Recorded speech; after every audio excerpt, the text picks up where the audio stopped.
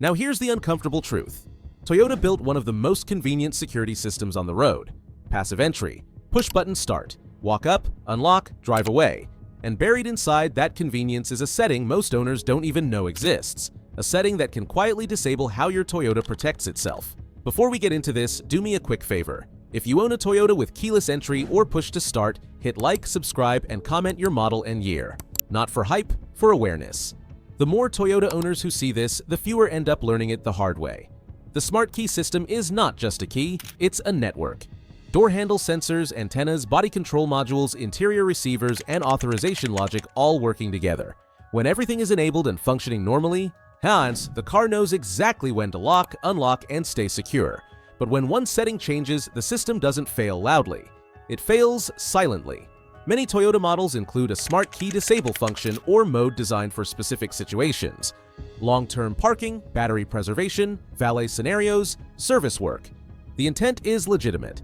The problem is how easy it is for this system to be disabled accidentally, and how unclear Toyota makes the consequences.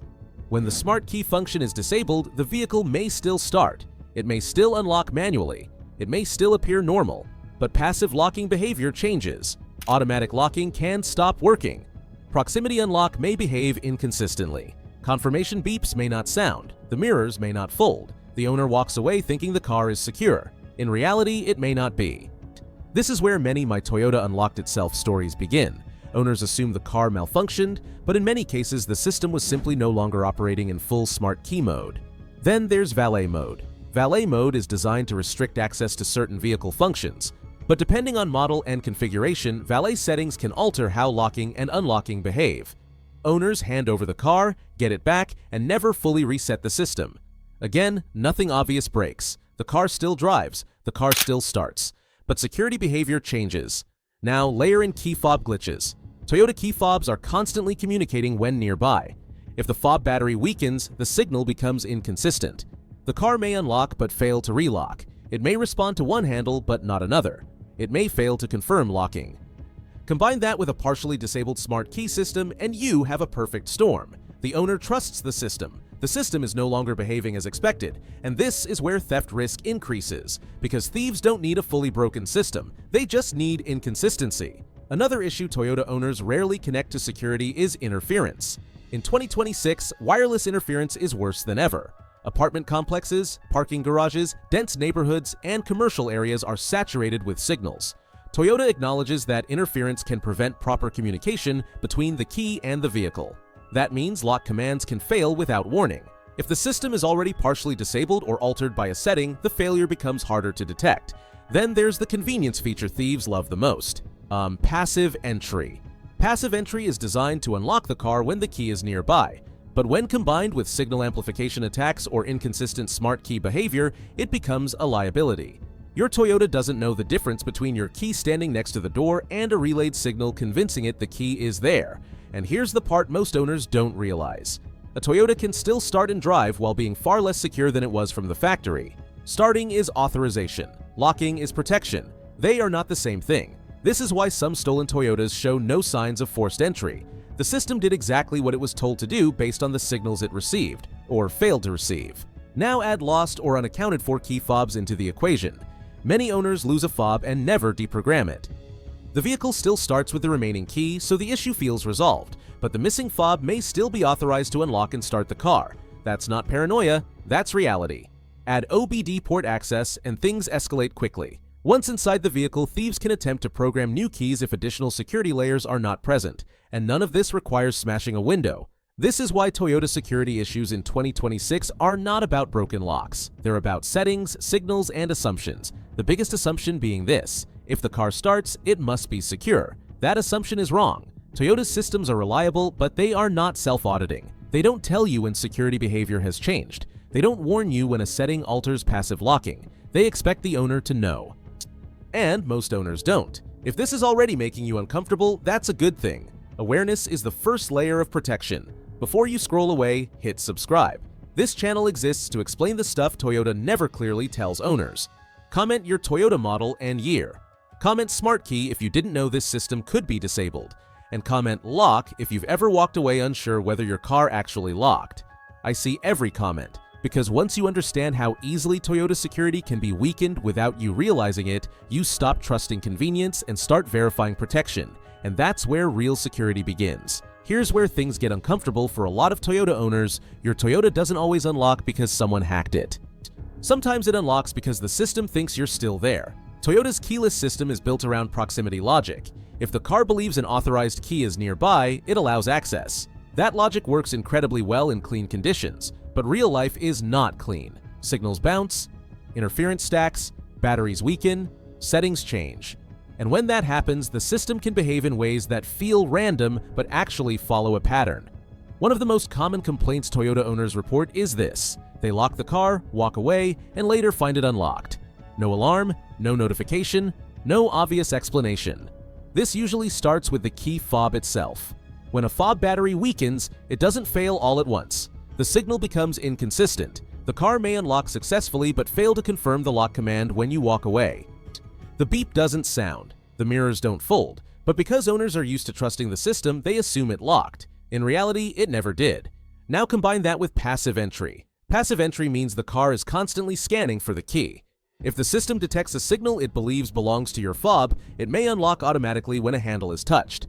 That's convenient when it's you. It's dangerous when the signal is being distorted. Interference is a huge part of this in 2026. Apartment complexes, condos, office garages, and dense neighborhoods are filled with wireless signals, Bluetooth devices, Wi-Fi routers, cell towers, smart home systems. All of it creates noise. Toyota acknowledges that interference can prevent proper smart key communication. What most owners don't realize is that interference can also cause delayed or partial responses. The lock command goes out, the confirmation never comes back. The car stays unlocked. Another scenario happens when the car unlocks and never relocks. Some Toyota models are designed to relock automatically if a door isn't opened after unlocking, but this feature depends on correct system state. If smart key settings have been altered, valet mode used, or the system partially disabled, auto relock behavior can change or stop entirely. The owner doesn't know. The car doesn't warn them. Now, let's talk about key proximity inside the home. Many Toyota owners keep their keys near the front door, on a hook, or on a kitchen counter. In some cases, the vehicle can still intermittently detect the key through walls. This doesn't mean the car is unlocking itself constantly, but it does mean the system can remain in a semi-active state longer than expected. That increases the chance of missed lock confirmations or unexpected unlock behavior when combined with interference or weak signals. Then there's app-based convenience. Remote unlock features are useful, but they introduce another layer of complexity.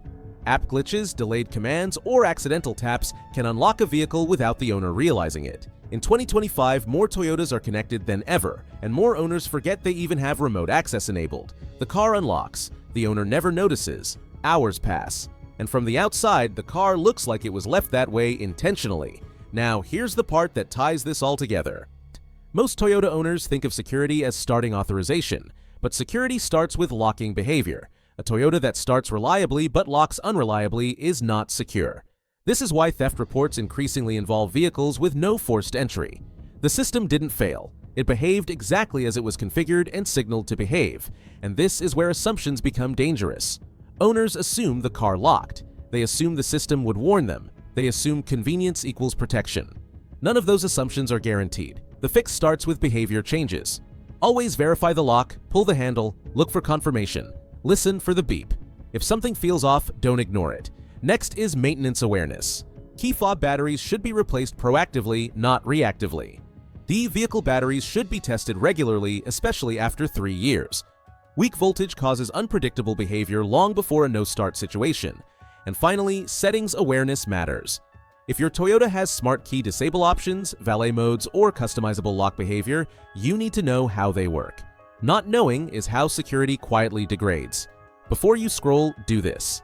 If you've ever found your Toyota unlocked when you thought it was locked, comment unlock. If you've experienced random behavior only in certain locations, comment interference. And if you just learned that starting and locking are 2 different security layers, hit subscribe so more owners see this before it costs them. Because once you understand how and why Toyotas unlock without owners noticing, you stop blaming glitches and start preventing risk. And that awareness changes everything. This is the part that surprises most Toyota owners. A Toyota can start perfectly every day and still be vulnerable. Starting the vehicle and securing the vehicle are 2 different systems, even though most owners think of them as the same thing.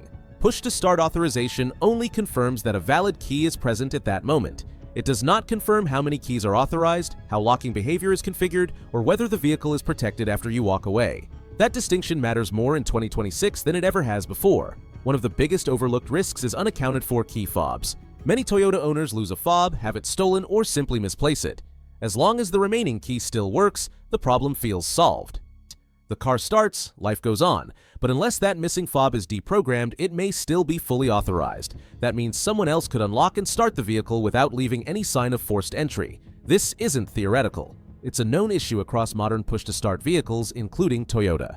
Now add OBD access into the picture. Once someone gets inside the vehicle, the diagnostic port becomes the next target. With the right equipment, thieves can attempt to program new keys or modify system authorization. This doesn't require smashing an ignition or bypassing wires. It happens quietly, often in minutes. If the vehicle has no additional immobilization beyond the factory system, the theft becomes much harder to detect and much easier to complete.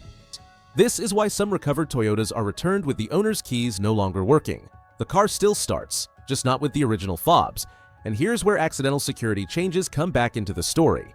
If smart key features were disabled, valet modes were used, or lock confirmation behavior was altered earlier, the owner may never realize the system was weakened. The vehicle behaved differently, but not obviously wrong. That's the danger of silent failure. Another layer that confuses owners is partial functionality. Some Toyotas will unlock the doors but fail to auto-lock.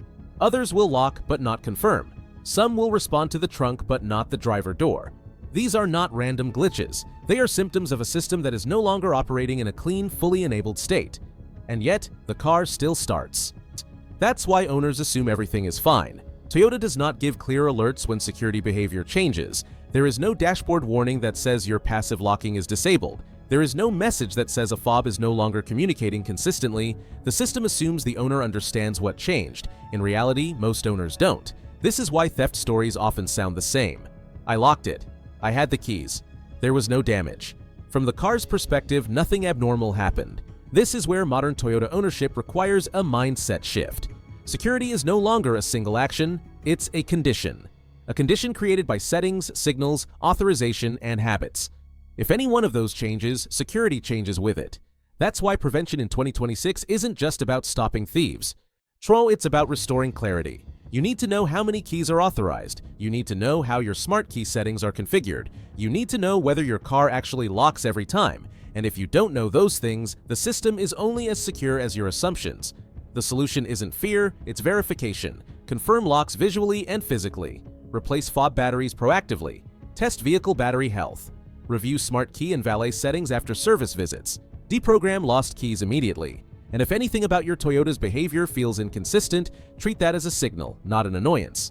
Because the most expensive Toyota security failures don't come from dramatic hacks. They come from small changes no one noticed. Before you go, do this. If you own a Toyota with push-to-start or keyless entry, hit like and subscribe so this information reaches more owners who don't realize this yet. Because in 2026, Toyota security isn't about trusting the system blindly. It's about understanding it well enough to know when it's no longer protecting you.